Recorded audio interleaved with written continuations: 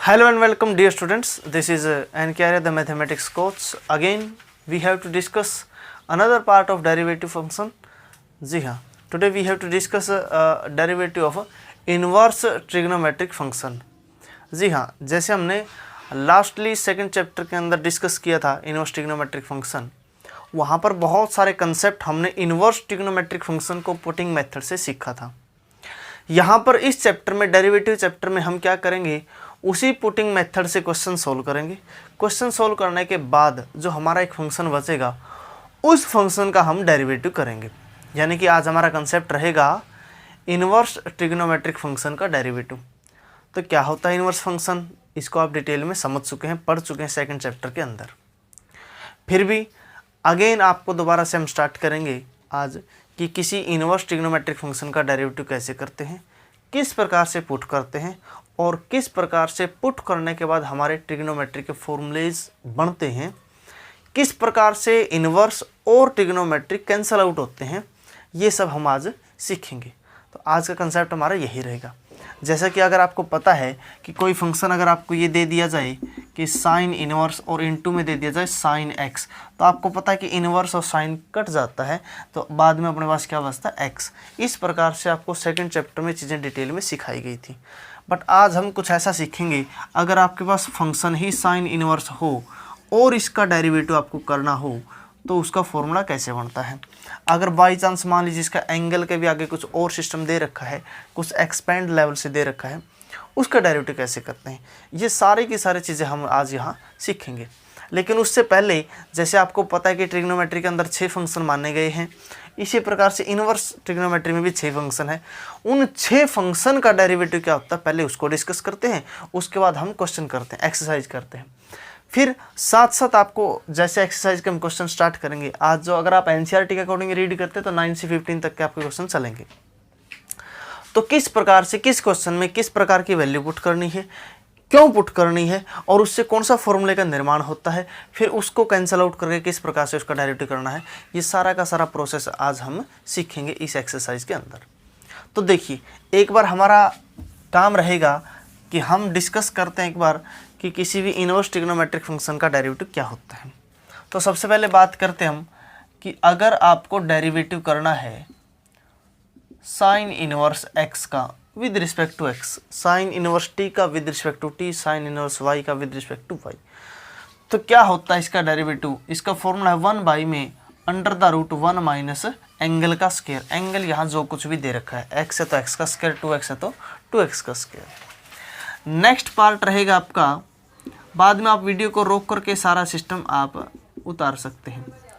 अगर cos inverse का derivative करना तो सेम रहेगा जो साइन का है, 1 under the root 1 minus x square, but cos वाले सिस्टम में किसका यूज़ करेंगे हम, माइनस के साइन का यूज़ करेंगे।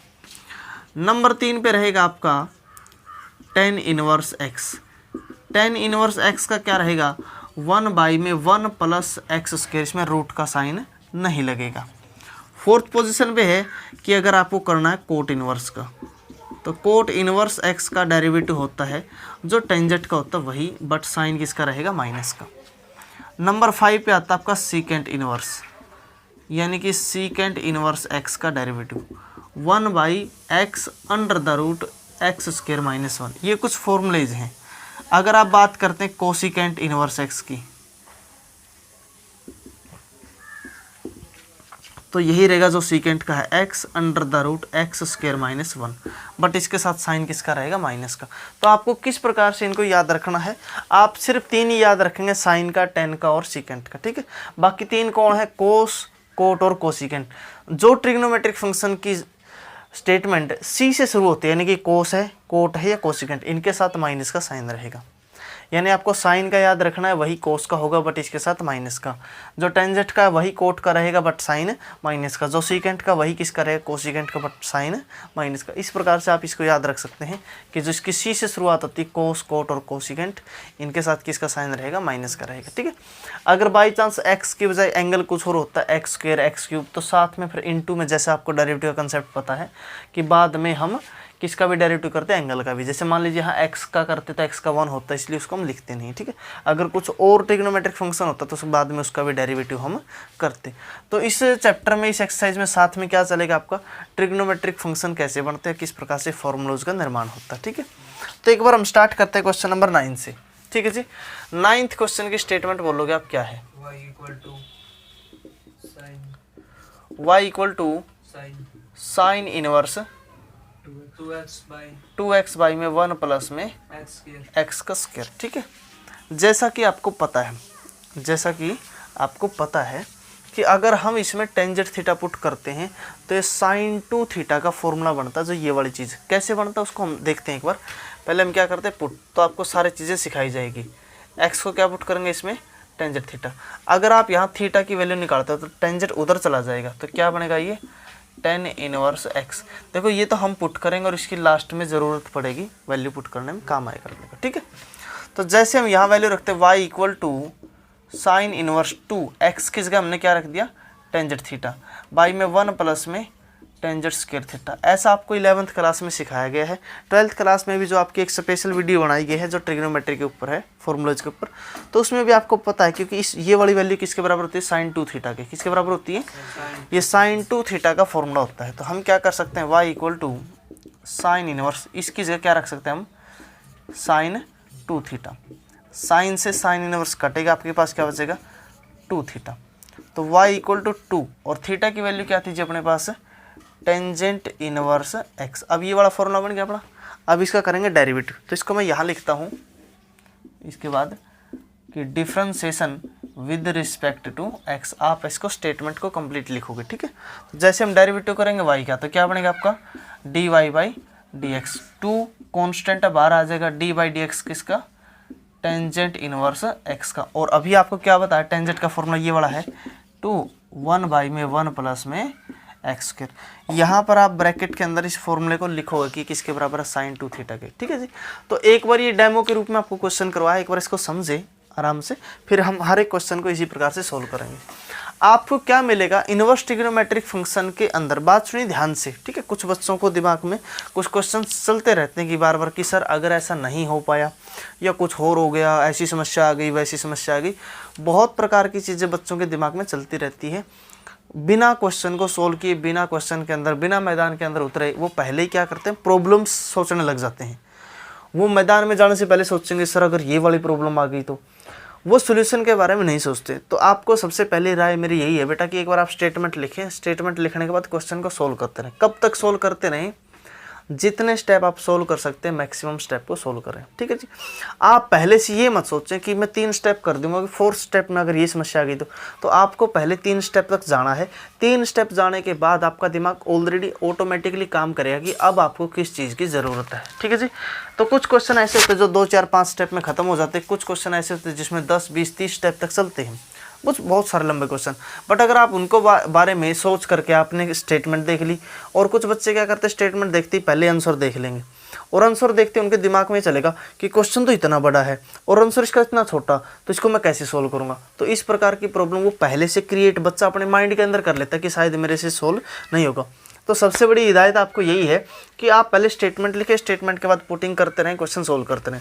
इनवर्स ट्रिग्नोमेट्री का कंसेप्ट यही होता है। इनवर्स ट्रिग्नोमेट्री का ध्यान से सुने, इनवर्स ट्रिग्नो बात बेटा गौर से सुनो इस बात को। इनवर्स ट्रिग्नोमेट्री के अंदर जानबूझ करके क्वेश्चन करता यानी कि प्रश्न करता यानी कि एग्जामिनर आपको ऐसी स्टेटमेंट देगा बना करके, जानबूझ करके, जो कुछ ना कुछ पुट करने के बाद सोल्व होगी ही होगी, 100% सोल्व होगी। कोई भी क्वेश्चन तभी बनाया जाता है जब उसका सॉल्यूशन होता है, या फिर आप इस बात को ऐसे समझें कि हर क्वेश्चन का कुछ ना कुछ सॉल्यूशन होता है। तो आप ये मत सोच के चलें कि मेरे से होगा या नहीं होगा। तो आपको कुछ फंक्शन ऐसा दिया जाएगा गारंटी के साथ, आपको उसके अंदर बस थोड़ा सा चेंज करना है। थोड़ा सा चेंज करते वक्त ही आपका पूरा रास्ता क्लियर हो जाएगा। तो आपको ऐसी स्टेटमेंट दी जाएगी। कुछ बच्चे सोचेंगे सर अगर यहाँ पर एक्स स्क्वायर दे दिया तो यहाँ एक्स क्यूब एक्स क्यू 4 ऐसा दे दिया, फिर क्या करेंगे। जब ऐसा होगा तो उसका भी कोई ना कोई सोल्यूशन ज़रूर होगा, तो डरने की बात नहीं है। एक बार जो क्वेश्चन हम करते हैं उस क्वेश्चन की ही बात हम करेंगे। और ऐसा ही आप जब ऑफलाइन यानी कि जब आप स्कूल वगैरह में पढ़ते हैं तो इसी मेंटलिटी के साथ क्लास में भी बैठें कि जो टीचर आपको समझाते हैं आप समझें कि उस टीचर का नज़रिया क्या है, वो आपको पढ़ाना क्या चाहता है। आप पहले से ही ऐसा माइंड सेट लेके मत बैठे कि मेरे को टीचर को रोकना है, डाउट लेना है, बीच में बकवास करनी है। कुछ बच्चों की ऐसी आदत होती है बीच में रोकने टोकने की। तो आप इस मेंटलिटी के साथ बैठें कि सामने वाला टीचर आपको क्या समझाना चाहता है। अगर आप उस नज़रिए से बैठेंगे तो आपको सारे क्वेश्चन फटाफट जल्दी से जल्दी समझ में आएंगे। लेकिन अगर आप मान लीजिए टीचर कुछ समझाना चाहता है और आप जानबूझ के घुसेड़ देते हैं कुछ, नहीं सर अगर ऐसा हो गया तो, वैसा हो गया तो, जब वैसा होगा तो वो आपका गुरु है, वो आपका टीचर, वो आपको फिर कोई ना कोई रास्ता उसका बताएगा। समझ गए ना। तो आप ऐसी समस्या से मतलब मत उलझें और आप कोशिश करें कि जिस क्वेश्चन को जितना ज़्यादा सिंपलीफाई हो सके। तो आपको कभी भी कोई क्वेश्चन ऐसा नहीं दिया जाता बुक के अंदर, एग्जाम के अंदर, जो सोल्व ना हो। ठीक है, तो हर क्वेश्चन का सोल्यूशन होता है। तो एक बार इस क्वेश्चन की बात करते हैं। जिस बच्चे को ट्रिग्नोमेट्री वगैरह अगर मान लीजिए अगर उसको 50% भी आती है तो वो देखते ही समझ जाएगा कि ये वाला कुछ सिस्टम। एक और ध्यान रखें, मैं आपको हिंट देता हूँ, बाहर जो ट्रिग्नोमेट्रिक फंक्शन इनवर्स दे दिया या अंदर दे दिया, गारंटी के साथ 100% गारंटी मेरी है, वो कुछ ऐसा होगा कि बाहर वाला कटेगा, उससे गारंटी के साथ कटेगा। तो आपको ये भी सोचने की ज़रूरत नहीं, अगर अंदर कुछ दे दिया तो समझ लें कि उसका कोई ऐसा फॉर्मूला बनेगा जो साइन इनवर्स के साथ कटेगा। अगर वो साइन का नहीं दिया तो अंदर कोई ऐसा फंक्शन होगा जो कोस में बनेगा, और आपको पता कि कोस को साइन में चेंज किया जा सकता है, तो फिर साइन में बदल के साइन से साइन कट जाएगा। बाहर कोस दे दिया, हो सकता है अंदर वाला साइन का बने, फिर उसको हम चेंज कर सकते हैं। और एक और ख़ास बात, ट्रिग्नोमेट्री का इंट्रोडक्शन आपने 10th क्लास में शुरू किया, तो 10th क्लास में जो 8.4 थी आपकी, जो लास्ट एक्सरसाइज थी ट्रिग्नोमेट्री की, तो वहाँ पर के स्टार्टिंग के 2 क्वेश्चन आते हैं जो आपको बताते हैं कि कैसे साइन को, मान लीजिए अगर आप साइन की बात करते हैं तो इसके अलावा आपके पास 5 ट्रिग्नोमेट्रिक फंक्शन और बचते हैं। तो वहाँ क्वेश्चन आता है कि साइन को एक्सप्रेस कीजिए कोस की फॉर्म में, साइन को एक्सप्रेस कीजिए टेंजेंट की फॉर्म में, साइन को एक्सप्रेस कीजिए कोट की फॉर्म में। यानी कि हर एक ट्रिग्नोमेट्रिक फंक्शन को किसी अदर ट्रिग्नोमेट्रिक फंक्शन की फॉर्म में चेंज किया जा सकता है, कुछ लिमिटेड एडिशन करने के बाद, कुछ आपकी कंडीशन सोल्व करने के बाद। यानी किसी भी ट्रिग्नोमेट्री, अगर मान लीजिए कि आपका यहाँ कुछ और फॉर्मूला बनता है, अगर कुछ और भी बनता है तो उसको हम साइन की फॉर्म में चेंज कर सकते हैं और उससे साइन इनवर्स कट जाएगा। तो ध्यान रखें, मैंने इतनी सारी चीज़ें आपको बताई, तो इसका मतलब क्या है कि जो क्वेश्चन दिया जाता है तो गारंटी के साथ अंदर कुछ भी प्लस माइनस करने से, कुछ पुटिंग वगैरह करने से बाहर वाली चीज़ कटेगी ही कटेगी। तो इस बात की श्योरिटी आप रखें दिमाग में। ठीक है, तो जिस बच्चे को 50% भी ट्रिग्नोमेट्री आती है तो उसको पता है इसके अंदर हम क्या पुट करें, टेंजेंट पुट करेंगे। समझ गए जी, क्या पुट करेंगे इसके अंदर, टेंजेंट। इस क्वेश्चन को करवाने के बाद मैं आपको एक सिंपल सा मेथड बताऊंगा, पुटिंग मेथड। वो मेथड आपका 99% आपका काम करेगा। 1% कहाँ की बात है, जब आपका ही दिमाग खराब होता वो काम नहीं करेगा। ठीक है, अदरवाइज वो 99% काम करेगा। मैं आपको बता दूंगा कि किस प्रकार की सिचुएशन में किस प्रकार की वैल्यू पुट करनी है, और उसका प्रूफ भी बताऊंगा। कोई तुक्का नहीं है, कोई तुक्का नहीं है, उसका रीजन होता है कि ऐसा पुट करने से क्वेश्चन क्यों सोल्व होगा। ठीक है जी, तो एक और बात करते हैं यहाँ। तो आपको पता है कि ये वाली चीज़ किसकी बनेगी, साइन की बनेगी। किसकी बनेगी, साइन की। हम क्या कर देंगे, इसके अंदर टेंजेंट पुट कर देंगे। ठीक है जी, क्यों, क्योंकि टेंजेंट पुट करने से ये साइन का फॉर्मूला बनेगा, ये वाली स्टेटमेंट बनेगी। ये एक्स की जगह रख दिया टेंजेंट 1 + टेंजेंट स्क्वायर। ठीक है जी, तो एक इसका बनेगा साइन थीटा, अपने पास बनेगा 2 थीटा। फिर हमें ज़रूरत पड़ेगी थीटा की, इसलिए हम समझदार थे, हमने पहले ही किसकी वैल्यू निकाल दी, थीटा की वैल्यू निकाल ली। फिर आपको यहाँ लिखनी है put the value of theta, तो थीटा की जगह हमने रख दिया tan इनवर्स। इसका डेरिवेटिव करेंगे। अब देखो, अब एक बात का ध्यान रखें, डेरिवेटिव जितना होना था और जो उसके फॉर्मूला वगैरह तो हमने सीख लिया। अब क्या चलेगा, अब डेरिवेटिव 1 लाइन का ही चलेगा आपका हर एक्सरसाइज में। अब क्या चलेगा, उससे पहले का सॉल्यूशन चलेगा, सिंप्लीफिकेशन चलेगी। ठीक है ना, आपको स्टेटमेंट दी जाएगी, उसको सिंप्लीफाई करना। सिंप्लीफाई करने के बाद कुछ ऐसी स्टेटमेंट बनेगी जिसका डेरिवेटिव सिर्फ 1 लाइन के अंदर खत्म हो जाएगा, यानी कि समाप्त हो जाएगा, क्वेश्चन आपका सोल्व हो जाएगा। ठीक है, तो एक बार थोड़ी सी बात करते हैं पुटिंग वैल्यू की, किस स्टेटमेंट में किस तरीके से आपको पुट करना है। खैर यहाँ तो आपको +2 में जो क्वेश्चन दिए गए हैं वो इतने सिंपल क्वेश्चन है कि वो डायरेक्टली सोल्व हो जाएंगे। ठीक है, फिर भी आपकी 4 प्रकार की स्टेटमेंट बनती है, समझिए ध्यान से, जब आपको पुट करना होता है। 4 प्रकार की कैसे बनती है, आपके पास एक सिचुएशन हो सकती है 1 - x², तो क्या ऐसे पुट करें, रूट के अंदर कोई वैल्यू दे दी तो। ठीक है, तो यहाँ आपके पास 2 रास्ते होते हैं, आप या तो x को पुट कर सकते हैं साइन थीटा, या पुट कर सकते हैं कोस थीटा, जिससे आपका रूट खत्म हो जाएगा। ठीक है जी, ध्यान रखें क्यों होगा। अगर आप साइन पुट करते हो 1 minus sine square cos square होता है, स्क्वायर से रूट कैंसिल कोस बचेगा आपका, ठीक है। दूसरी चॉइस आप कोस पुट करोगे तो 1 माइनस कोस करोगे तो साइन बनेगा, साइन स्क्वायर बनेगा, स्क्वायर से रूट कैंसिल आउट हो जाएगा, ठीक है। तो ये आपकी चीज़ है। आपके 6 ट्रिग्नोमेट्रिक फंक्शन से 2 ट्रिग्नोमेट्रिक फंक्शन कैंसिल हो गया, अब आपके पास बच गए 4, ठीक है। सेकंड सिचुएशन ये है कि अगर आपको कभी भी 1/1 प्लस एक्स कर देते या simple they they 1 plus x के बिना रूट के दे दे या रूट के अंदर दे दे, समझ गए ना। अब पीछे वाले क्वेश्चन में यही था 2x बाई में 1 प्लस एक्स का, ठीक है। इस सिचुएशन में आपके पास 2 रास्ते हैं, या तो आप टेंजेंट थीटा पुट करोगे या कोट थीटा। क्यों? क्योंकि अगर टेंजेंट पुट कर दिया 1 प्लस टेंजेंट स्क्वायर, ये बनेगा सीकेंट स्क्वायर, स्क्वायर से रूट कैंसिल होगा, ठीक है। अगर आप कोट पुट करो तो 1 प्लस कोट स्क्वायर बनेगा कोसिकेंट स्क्वायर, कोसिकेंट स्क्वायर से स्क्वायर से रूट कैंसिल होगा, ठीक है। 4 ट्रिग्नोमेट्रिक फंक्शन हो गए, ठीक है जी। अब अगर आपके पास सिचुएशन आ सकती है एक्स स्क्वायर माइनस 1, तो आपके पास 2 ही रास्ते बच गए जी, 2 ही ट्रिग्नोमेट्रिक फंक्शन बच गए। या तो क्या पुट करोगे सीकेंट थीटा, या क्या पुट करोगे कोसिकेंट थीटा। बोलो बात समझ आई है? क्यों? क्योंकि अगर सीकेंट पुट कर दिया तो secant square minus 1 tangent square होता है, स्क्वायर से रूट कटेगा। अगर कोसिकेंट पुट कर दिया तो cosecant square minus 1 coat square होता है, उसके भी स्क्वायर से रूट कैंसिल आउट हो जाएगा, क्वेश्चन आपका सोल्व हो जाएगा। And the most dangerous situation जो आपको हर क्वेश्चन में ट्रिग्नोमेट्री में मिलेगी पुट करने की, वो आपको मिलेगी 1 प्लस या माइनस एक्स मिलेगा डायरेक्ट बिना स्क्वायर के। तब आपको क्या करना है? तब आपको सिर्फ एक ही ट्रिग्नोमेट्रिक फंक्शन पुट करना है, कोस थीटा। ये कोस थीटा ऐसी चीज़ है जो आपको ट्रिग्नोमेट्रिक फंक्शन के मोस्टली क्वेश्चन से आपको बाहर निकाल के ले आएगी, ठीक है। क्यों? इससे क्या होगा, अगर आपने पुट कर दिया 1 प्लस कोस थीटा, तो आपको पता है ट्रिग्नोमेट्री में 1 plus cos theta 2 cos square theta by 2 के बराबर होता है, ठीक है, समझ गए ना। अगर आपने 1 माइनस कोस पुट कर दिया, माइनस की सिचुएशन है, तो बनेगा 2 साइन स्क्वायर थीटा बाई 2, दोनों में स्क्वायर बनेगा और स्क्वायर से आपका रूट कैंसिल आउट। आप बोलोगे सर 2 तो है, कोई बात नहीं, 2 के ऊपर रूट छोड़ के हम सोल्व कर देंगे फिर। अच्छा, कुछ बातें ऐसी है आपको डायरेक्टली ये चीज़ नहीं दी जाएगी, इसके ऊपर प्लस माइनस आगे पीछे कुछ ना कुछ और होगा। यहाँ पुट करने के साथ साथ वहाँ भी पुट होगा, तो पुट करने के बाद बहुत सारी चीज़ें कैंसिल आउट हो जाएंगी और बहुत छोटी चीज़ बचेगी जिसको सोल्व करना आपके लिए बाएं हाथ का खेल होगा, समझ गए ना। तो आपको मेजर प्रॉब्लम मैंने पहले से बता दी है, ठीक है, समझ गए। अगर मान लीजिए आपने कोस थीटा की बजाय कोस 2 थीटा पुट कर दिया, फिर भी कोई दिक्कत नहीं है। फिर अगर यहाँ 2 थीटा है तो यहाँ थीटा बाई 2 की वजह थीटा बन जाएगा आपको, क्योंकि आपको फॉर्मूले पता है, क्योंकि 1 माइनस कोस 2 थीटा किसके बराबर होता है? साइन स्क्वायर थीटा के बराबर होता है। यहाँ पर जो भी एंगल होता है उसका हाफ उधर जाके हो जाता है। ऐसा क्यों होता है? क्योंकि 11th क्लास की ट्रिग्नोमेट्री में आप इनके प्रूफ वगैरह सारी चीज़ें पढ़ चुके हैं। अगर आप नहीं पढ़ चुके हैं तो आप 11th क्लास की प्लेलिस्ट में जाओ, और प्लेलिस्ट में जाने के बाद आप ट्रिग्नोमेट्री का चैप्टर ओपन करोगे, उसमें आपको एक्सरसाइज मिलेगी, ठीक है ना, 15 की करीब वीडियो मिलेगी। तो जहाँ से आपको कॉन्सेप्ट उठाना वहाँ से आप चीज़ें उठा सकते हैं और आसानी से सॉल्व कर सकते हैं, समझ गए ना। और अगर आपको मान लीजिए मेनली ट्रिग्नोमेट्री की कंसेप्ट समझने हैं तो आप हमारी 12th क्लास की प्लेलिस्ट में ही देख सकते हैं। तो वहाँ पर आपको सेकंड चैप्टर की वीडियो मिलेगी। सेकंड चैप्टर की वीडियो में आपको क्या मिलेगा? ट्रिग्नोमेट्री का जो आपका 12th में काम आने वाला है मेनली, वो सारे ट्रिग्नोमेट्री के फॉर्मूले, उनके प्रूफ, उनके यूज़, प्रैक्टिकल मीनिंग, कहाँ कहाँ प्रयोग कर सकते हैं, वो सारी चीज़ें दिखाई देगी, ठीक है ना।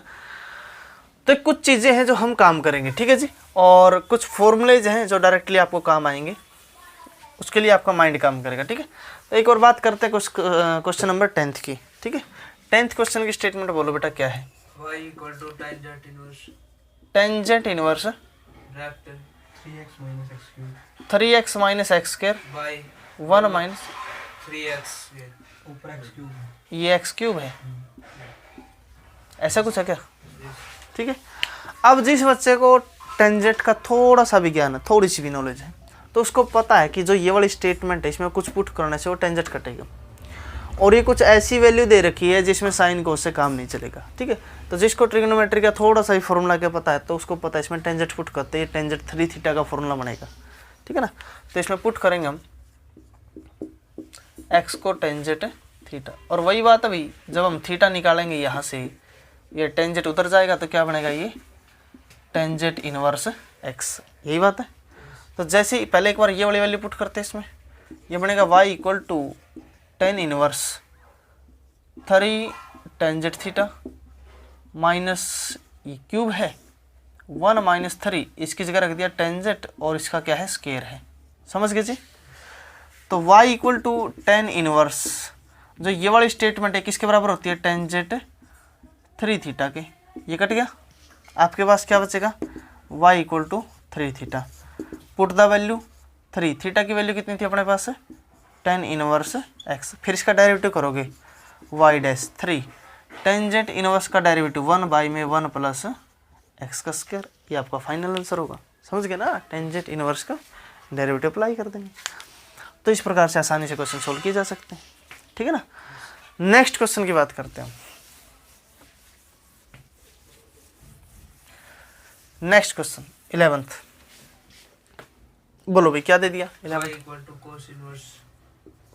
Equal to cos inverse 1 minus x square by में 1 प्लस एक्स स्क्वायर। ठीक है जी।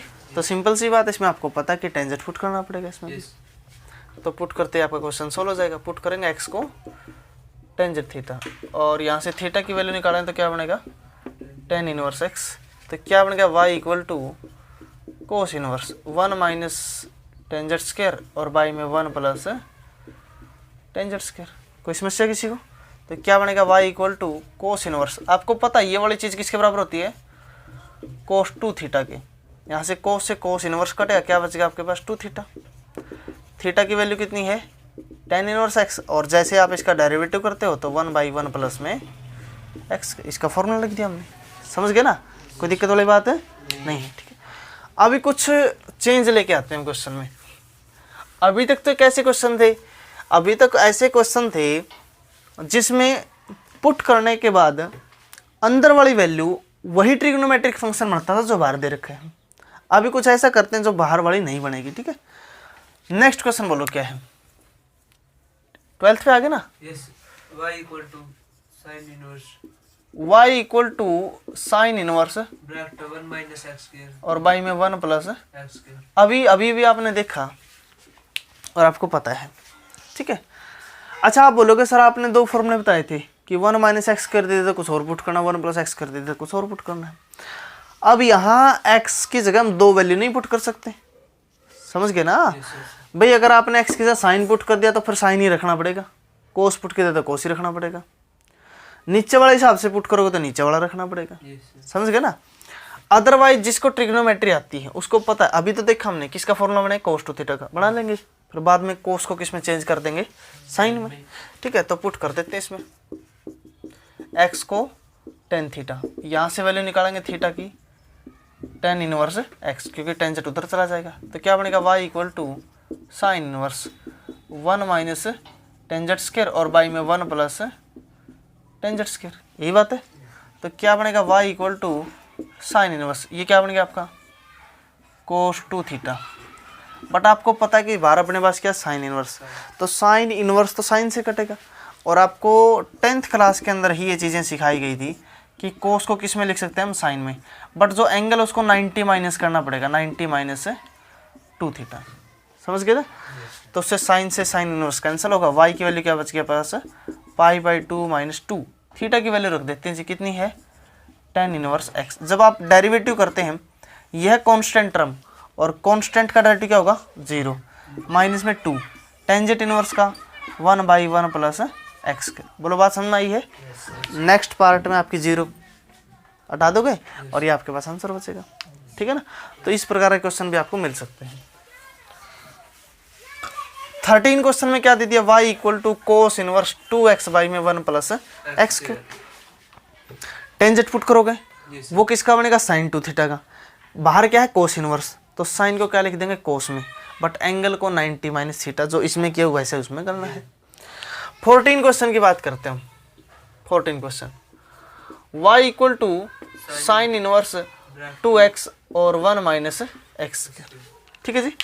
अभी काम आ गया आपका सिस्टम। अंडर द रूट में 1 माइनस एक्स स्क्वायर है, तो आपके पास 2 चॉइस है, या तो आप कोस पुट करोगे या आप साइन। आप बोलोगे सर अगर मैं कोस पुट करूंगा तो फिर फार्मूले में आंसर माइनस का आएगा, अगर साइन पुट करूंगा तो प्लस का आएगा। आपकी बात बिल्कुल सही है, आपका आंसर भी सही माना जाएगा। जिस चीज़ को लेकर के आपने क्वेश्चन सोल्व किया है उसके ही अनुसार आपके क्वेश्चन को जज किया जाएगा। बोलो बात समझ में आई है।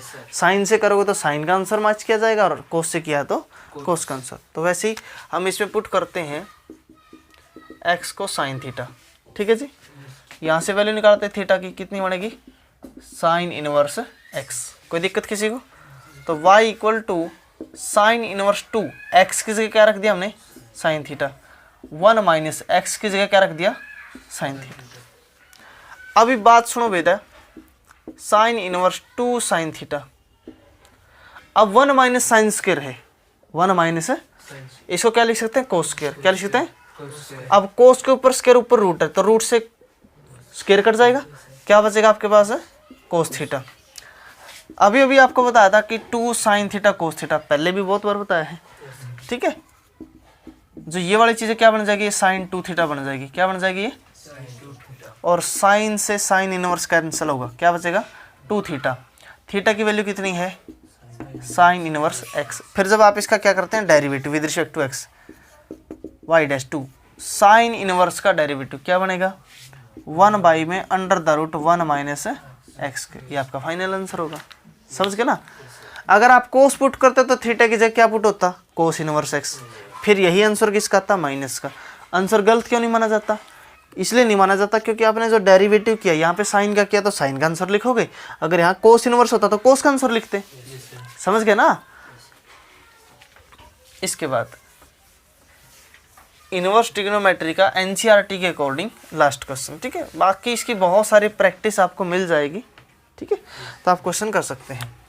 तो 15 क्वेश्चन की बात करते हैं। y equal to secant inverse क्या दे दिया भाई, 1 बाई 2x स्क्वायर माइनस 1, ऐसा कुछ दे दिया, ठीक है जी। जैसा कि आपको पता है फॉर्मूला बनेगा, अगर ऊपर दे दिया सीकेंट, क्या दे दिया, और उनमें से कोई भी स्टेटमेंट नहीं दे रखी जो 4 पार्ट आपको बताए, ठीक है। और आपको ये बताया जब कुछ भी समझ में ना आए, तो आपको ये देख लेना है कि कौन से वाला ट्रिग्नोमेट्रिक फंक्शन किससे बिलोंग करता है। जैसे अगर आपको पता कि 1 बाई की फॉर्म में दे दिया, 1 बाई की फॉर्म में दे दिया, थोड़ी सी बुद्धि का आप प्रयोग करोगे, थोड़ी सी, मतलब इतने में काम चल जाएगा, 1% में। जब आपको पता है कि 1 बाई में समथिंग दिया है और बाहर दे दिया सीकेंट है, तो सीकेंट का 1 बाई में क्या होता है, कोस होता है। तो यानी कि आपको दिमाग ये लगाना है कि यहाँ कोस में आंसर लेके आना अपने को, किस में लेके आना है, क्योंकि कोस ही तो बनेगा जो ऊपर जाकर के सीकेंट बनेगा, चेंज होगा। तो बस आपको इतना ही काम करना, और हर क्वेश्चन में बस आप 1% भी बुद्धि का प्रयोग करोगे तो आपको समस्या आने वाली ही बिल्कुल भी नहीं है, ठीक है।